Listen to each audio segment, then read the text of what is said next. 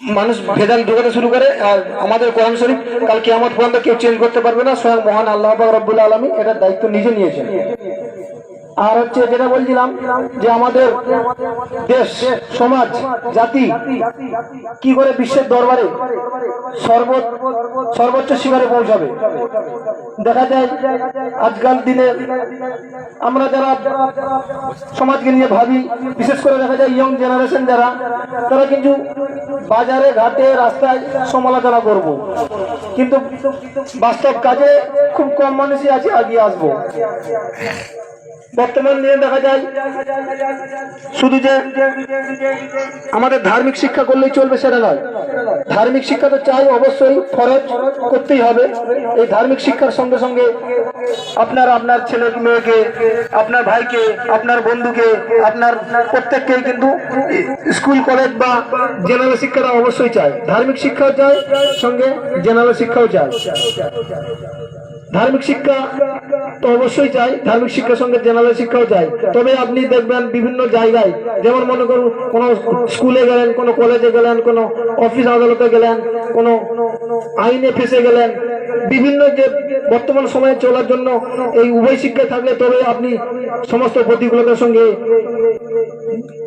লড়ে জয়ী হতে পারবেন, তবে আপনি প্রবলেমের সলিউশন বার করতে পারবেন। তো দেখা যাচ্ছে আমাদের যে সমস্যা, এই সমস্যাতে সমাধান করে একজন মানুষের পক্ষে কখনো সম্ভব নয়। আমাদেরকে ইউনিটি তৈরি করতে হবে, একতাবদ্ধ হতে হবে। এবং বিশেষ করে এখনকার দিনে দেখা যাচ্ছে যে কোনো কিছু করতে গেলে একটা পাওয়ার চাই, বিশেষ করে রাজনৈতিক পাওয়ার চাই। এই রাজনৈতিক পাওয়ারে আমরা আসছি না, বলছি যে রাজনীতি একটা খারাপ জায়গা। আচ্ছা, মানছি খারাপ জায়গা, কিন্তু আমরা যদি এগিয়ে না আসি, ভালো মানুষরা যদি এগিয়ে না আসি, তাহলে খারাপ মানুষরা এগিয়ে আসবে। তাদেরকে সে পাওয়ারটা আমরা বসিয়ে দিচ্ছি, তারা নিজেদের মতো করে যা ইচ্ছায় তাই করবে, যে কোনো কিছু নিয়ম বানাবে, যে কোনো কিছু কানুন বানাবে, সেটাকে আমাকে মেনে নিতে হবে। তো এই জন্য বলছি যে রাজনৈতিক পাওয়ারে আসতে হবে, ভালো মানুষকে এগিয়ে আসতে হবে।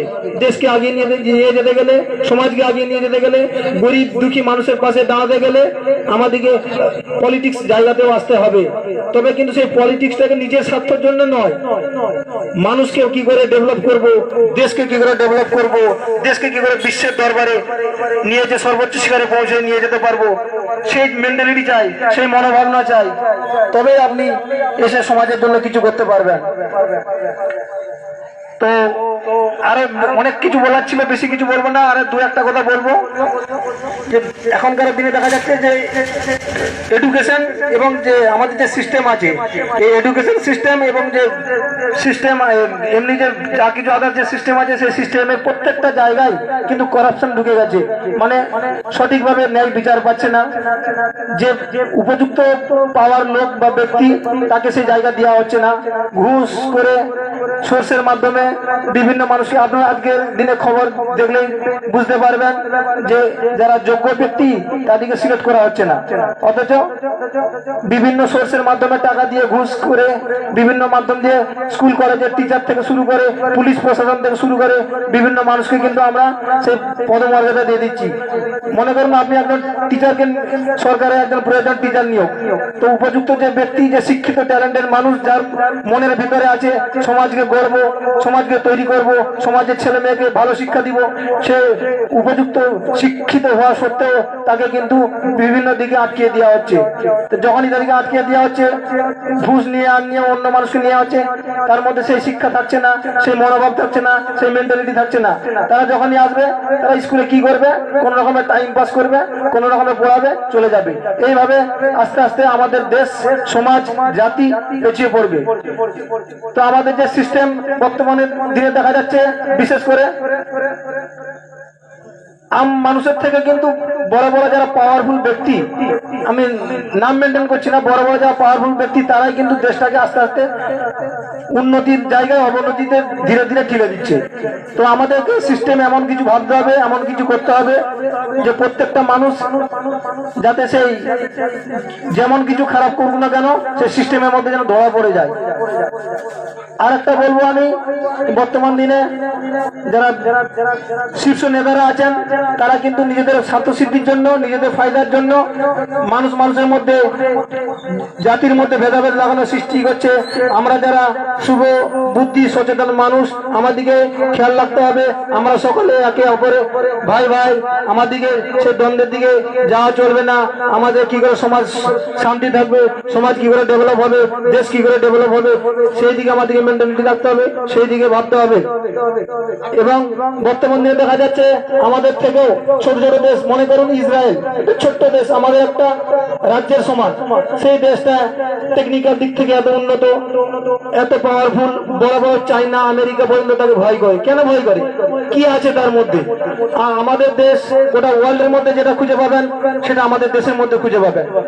গোটা বিশ্বের মধ্যে যেটা খুঁজে পাবেন সেটা আমাদের এই পশ্চিমবঙ্গের মধ্যে খুঁজে পাবেন।